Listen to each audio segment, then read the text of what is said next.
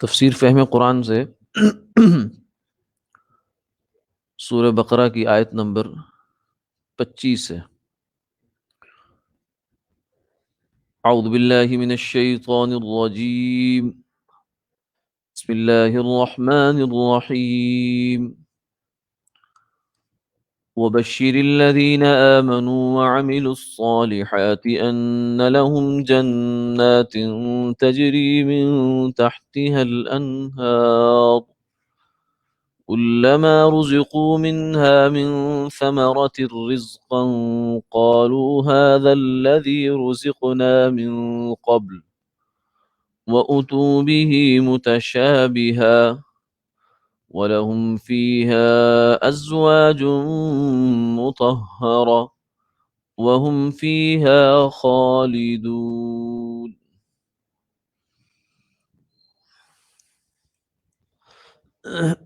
صدق اللہ العظیم۔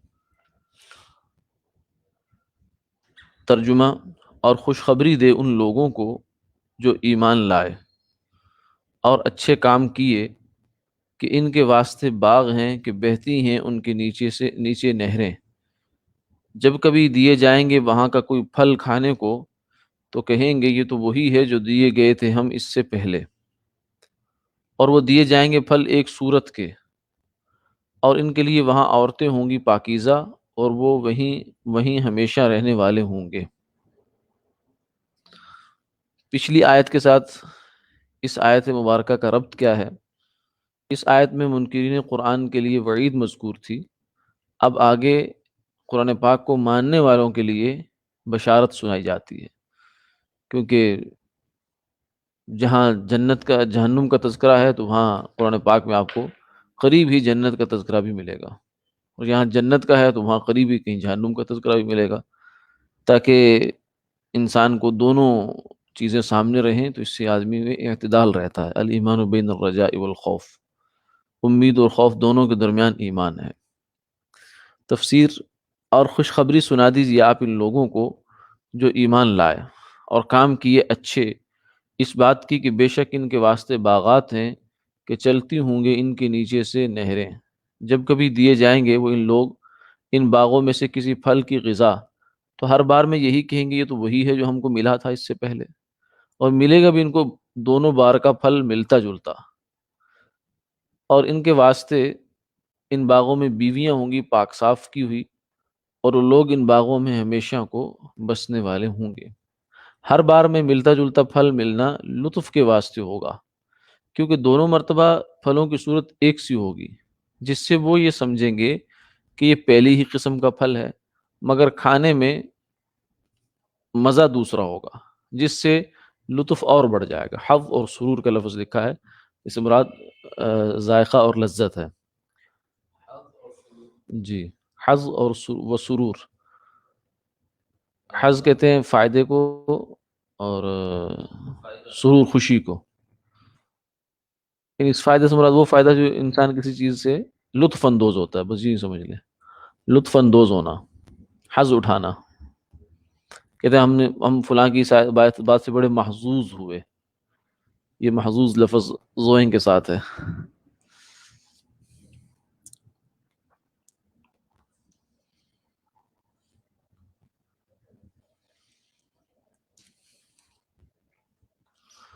اگلی آیت ہے آیت نمبر 26 ہے۔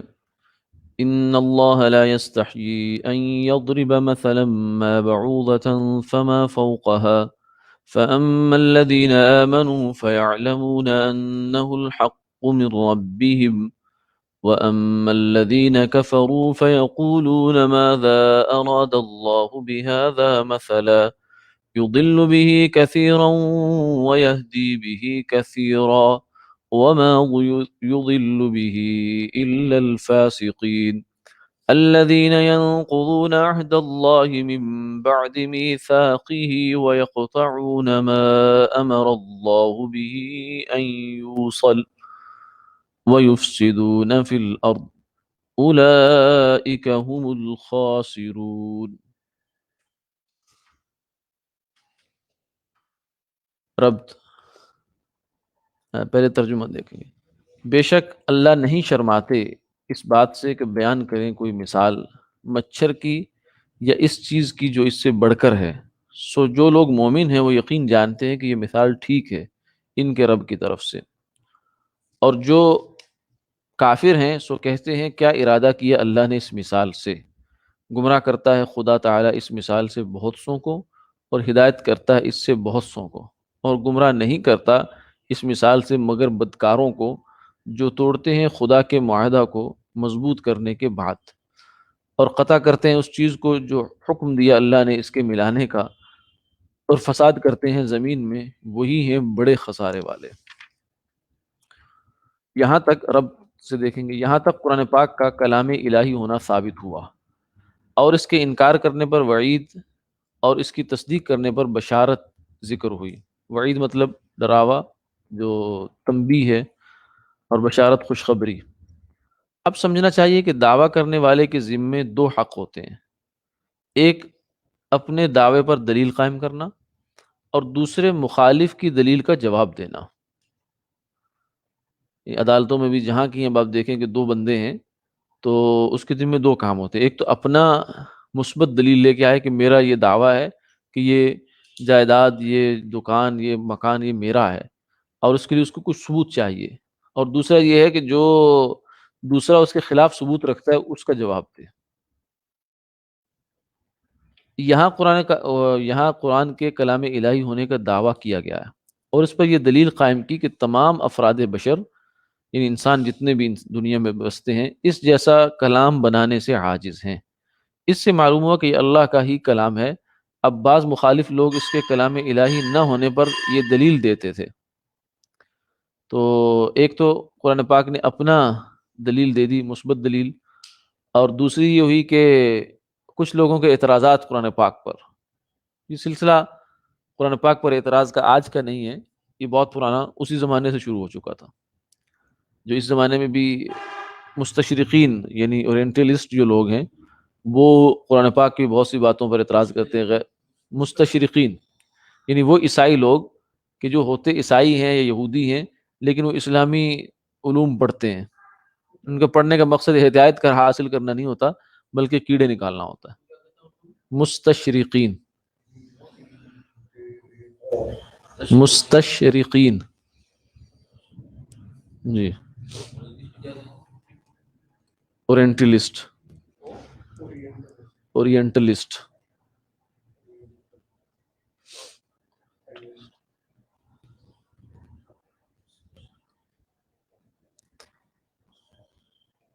تو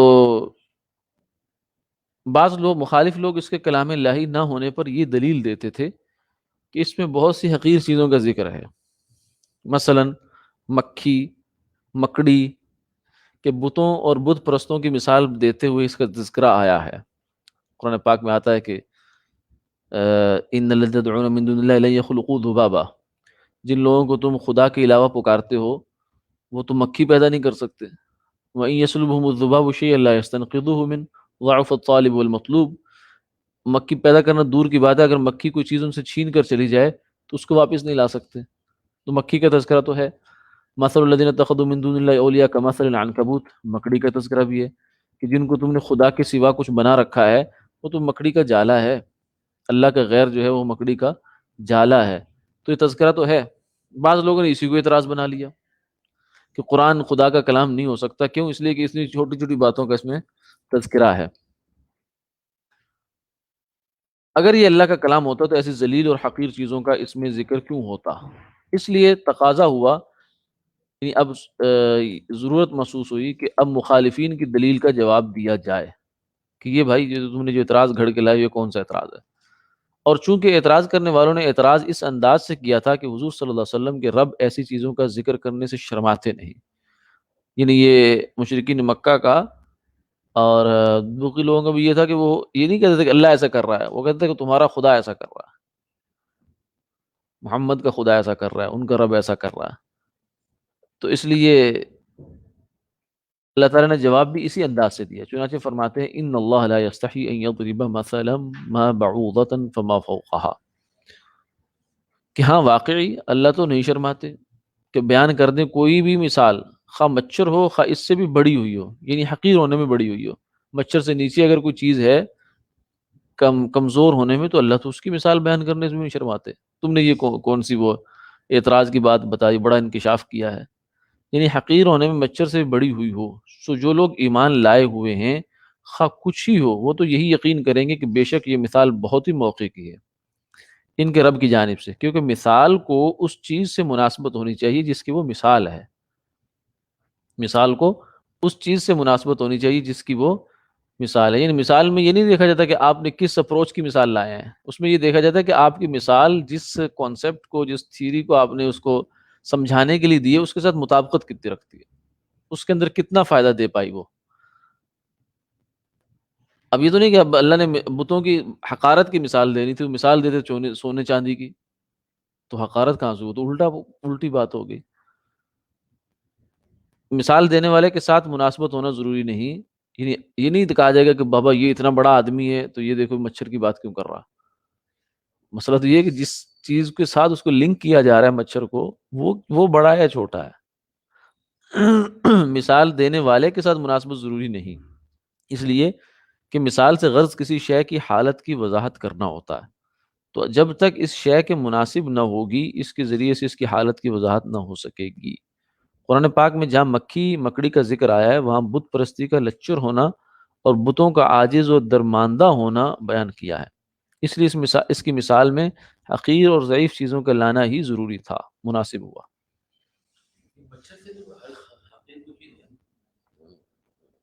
ہاں جو ہو سکتی ہے، چھوٹی مزید چھوٹی چیزیں بھی ہو سکتی ہیں، کوئی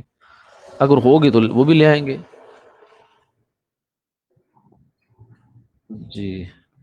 وَأَمَّا الَّذِينَ كَفَرُوا،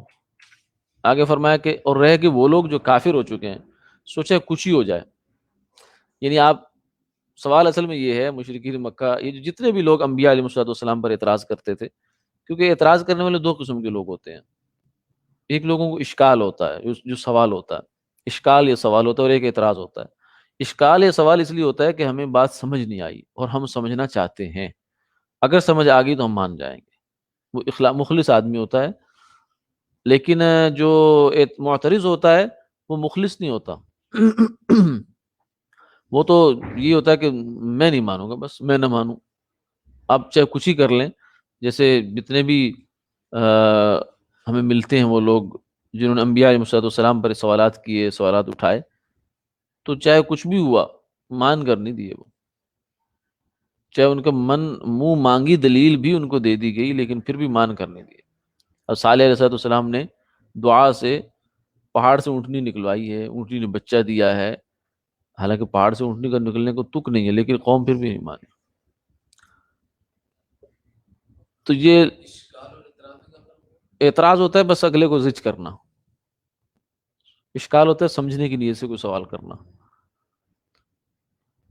تو فرمایا کہ جو لوگ کافر ہو چکے ہیں، سو چاہے کچھ ہی ہو جائے، وہ یوں ہی کہتے رہیں گے کہ وہ کون سا مطلب ہوگا جس کا قصد، جس کا ارادہ قصد اللہ تعالیٰ نے کیا ہوگا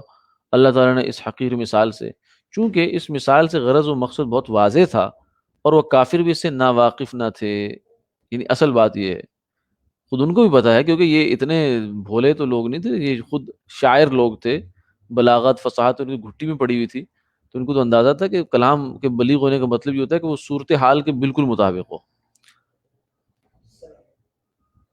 وعلیکم السلام۔ چونکہ اس مثال سے غرض و مقصد بہت واضح تھا اور کافر بھی اس سے ناواقف نہ تھے، اور ان کا یہ سوال محض شرارت کے طور پر تھا، اور اس مثال کی حکمت کا انکار کرنا اور اس کا مذاق اڑانا مقصود تھا۔ اصل بات یہ تھی کہ لوگوں میں ایک پروپیگنڈا جنریٹ کر دیجیے بس، کہ یہ دیکھو جی، یہ دیکھو یہ الٹی بات ہوگی، یہ الٹی بات ہوگی۔ اب اس بات میں الٹا پن کیا ہے، اس کو بالکل کوئی نہیں دیکھے گا، تو یہ ہر زمانے میں ایسا رہتا ہے۔ علماء کو بھی اس کا سامنا کرنا پڑتا ہے بیچاروں کو، انہوں نے جس بات کا مطلب کبھی خواب میں بھی نہیں سوچا ہوگا کہ ہماری اس بات کا یہ مطلب ہو سکتا ہے، لوگوں اس کو مطلب پہناتے ہیں اور پھر لوگوں میں پروپیگنڈا شروع کر دیتے ہیں، یہ دیکھو جی فلاں بزرگ نے یہ لکھا ہے جی، اللہ کے بارے میں یہ کہہ دیا جی اللہ جھوٹ بول سکتا ہے، جی اللہ فلاں کر سکتا ہے، ایسی الٹی سیدھی باتیں۔ مقصد صرف کیا ہوتا ہے کہ مذاق اڑ جائے اور لوگ ان سے بدظن ہو جائیں۔ اس لیے اللہ تعالیٰ نے ایسے ضدی اور ہٹ دھرم لوگوں کو جواب دینے میں وہ طرز اختیار فرمایا جو ان کے مناسب تھا۔ اس لیے فرماتے ہیں کہ تم یہ پوچھتے ہو کہ ایسی مثالیں بیان کرنے سے اللہ تعالیٰ کا کیا مطلب ہے، سو ہم سے مطلب سنو۔ مقصد کیا ہے؟ وہ یہ ہے کہ گمراہ کرتے اللہ تعالیٰ اس مثال کی وجہ سے بہتوں کو، اور ہدایت کرتے ہیں اس کی وجہ سے بہت ساروں کو۔ یعنی اس مثال کا ذاتی اثر تو نفع اور ہدایت ہے، یعنی اصل میں تو مقصد اس سے یہ ہے کہ سننے والے اس کو سننے اور ان کے دل میں بتوں کی حقارت پیدا ہو جائے۔ مکھی اور مچھر کی جب باتیں سنیں گے اور بتوں کے ساتھ اس کو جوڑیں گے، ہاں بات تو صحیح ہے، قرآن پاک نے جو حقیقت بیان کی ہے وہ تو بالکل ٹھیک ہے۔ اب مسئلہ ان کو ہدایت مل جائے گی، لیکن جو ذاتی اثر تو نفع اور ہدایت ہے، مگر چونکہ بعض لوگوں نے اس کو الٹ استعمال کیا، اس لیے ان کو ضرر پہنچا اور مزید گمراہی میں پڑے۔ یہ ایسے ہی ہے جیسے ڈاکٹر کسی نسخے کی ترتیب لکھ کر دے کہ یہ اس طریقے سے آپ نے اس دوا کو استعمال کرنا ہے، دوا وہی ہو لیکن آدمی اس کی مقدار بڑھا دے یا اس کی ترتیب الٹ دے، تو اس سے تو نقصان ہو جائے گا۔ تو یہ تو نہیں کہیں گے کہ ڈاکٹر نے بڑا غلط دوا دے دی کہ جس کی وجہ سے اس کا نقصان ہو گیا، وہ تو اس کا طریقہ کار تھا کہ اس کے مطابق استعمال کرتے تو ٹھیک ہوتا، لیکن اگر طریقے سے ہٹا کر استعمال کیا تو وہ تو پھر نتیجے کا ذمہ دار انسان خود ہے۔ اگرچہ کہیں گے یہ کہ ڈاکٹر کی دوائی سے بندہ مر گیا، لیکن اس کی ذمہ داری ڈاکٹر صاحب پہ نہیں ہوگی۔ تو ذاتی اثر، کیونکہ اللہ نے جو مثال دی قرآن میں وہ ہدایت گمراہ کرنے کے لیے تھوڑی نازل کیا ہے، لیکن اس کو پڑھ کر لوگ گمراہ ہوتے ہیں۔ یضل به کثیرا ویہدی به کثیرا، مگر چونکہ بعض لوگوں نے اس کو الٹ استعمال کیا اس لیے ان کو ضرر پہنچا اور مزید گمراہی میں پڑے۔ اور گمراہ نہیں کرتے اللہ تعالیٰ اس مثال سے کسی کو مگر صرف نافرمانی کرنے والوں کو، کہ نافرمانی کی نحوست سے حق طلبی کی عادت نہیں رہتی۔ یہ بڑی اہم بات ہے کہ جب انسان گناہوں میں پڑ جاتا ہے تو اس سے حق کی تلاش کا جذبہ ہی مر جاتا ہے اس کا۔ وہ جو ایک انسان کے اندر ایک فطری جذبہ اللہ تعالیٰ نے پیدا کیا ہے، ضمیر اس کو بتاتا ہے کہ تو غلط کر رہا ہے تو صحیح کر رہا ہے، وہ گناہ کرتے کرتے بسا اوقات جیسے حدیث پاک میں بھی آتا ہے کہ ایک نقطہ لگتا ہے دل پر انسان کے، توبہ کر لے تو ہٹ جاتا ہے، تو وہ نہیں کرتا تو پھر بڑھتے بڑھتے بڑھتے حتیٰ کہ دل سارا سیاہ ہو جاتا ہے، پھر اس میں خیر کی بات اثر نہیں کرتی۔ خیر جاننے بوجھنے کے باوجود بھی انسان خیر کی طرف بڑھتا نہیں ہے، بڑھ نہیں پاتا۔ تو نافرمانی کی نحوست سے حق طلبی کی عادت نہیں رہتی، اور جو اس معاہدہ کو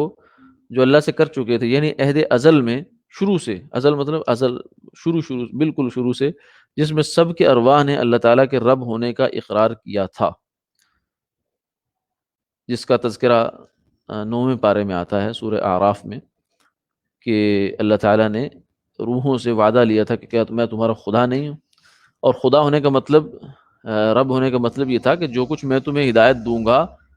وہ تمہیں ماننی ہوگی۔ تو رسالت بھی اسی کی بھیجی ہوئی ہدایت ہے، اس کو انکار کرنا یا اس کے کلام کا انکار کرنا یہ تو اس معاہدے کی خلاف ورزی ہے۔ اس کے استحکام کے بعد توڑتے ہیں، یعنی وہ اتنا پختہ معاہدہ جو ہو چکا، جس معاہدے کے گواہ فرشتے بنے، خود سارے انسان بنے، تو اس پختہ معاہدے کو توڑتے ہیں اور قطع کرتے ہیں ان تعلقات کو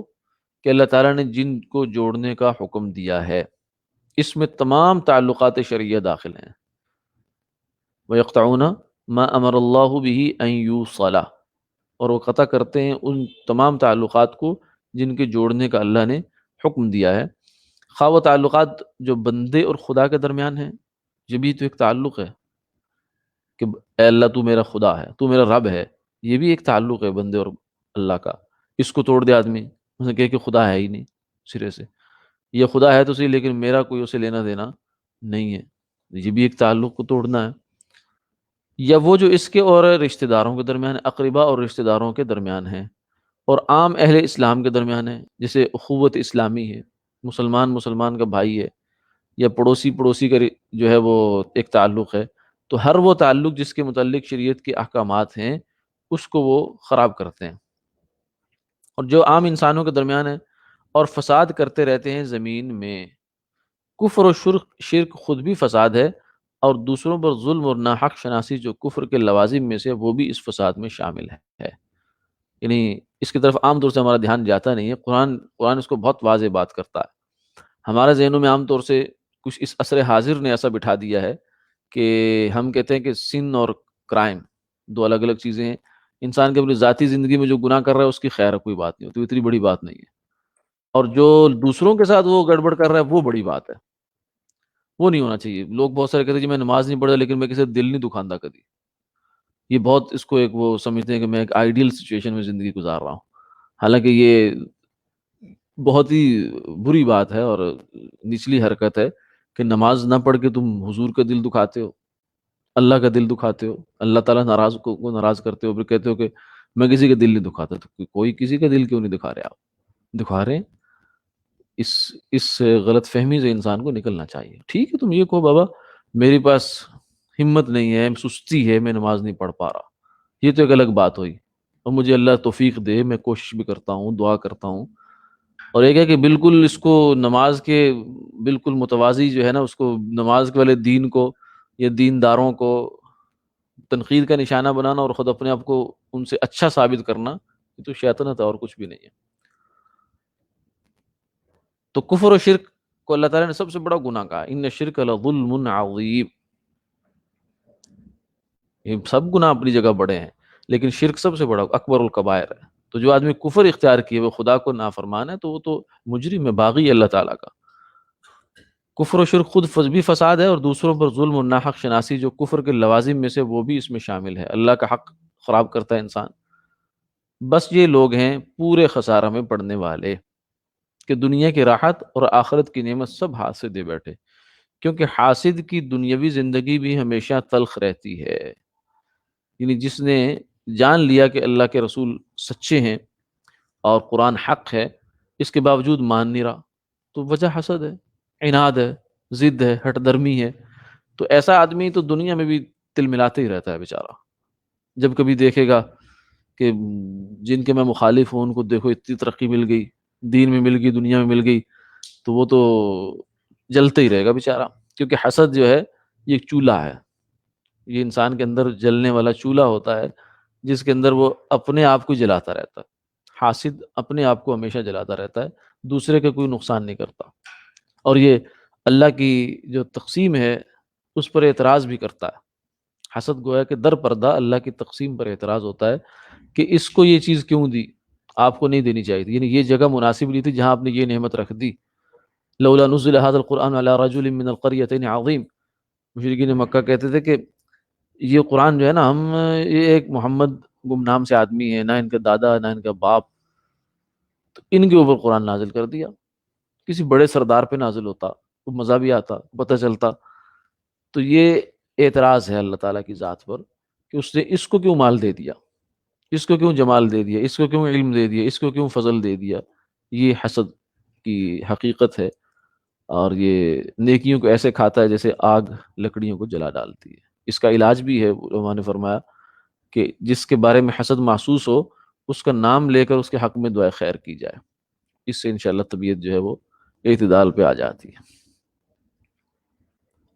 وآخر دعوانا الحمدللہ رب العالمین۔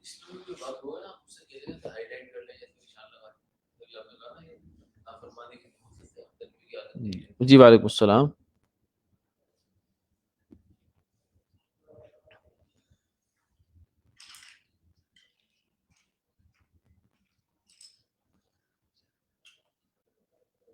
اچھا، چلیں یہ بزرگوں کی باتیں ہیں، وہی جانے، ہمیں تو اس طرح زیادہ علم نہیں ہے اس کا۔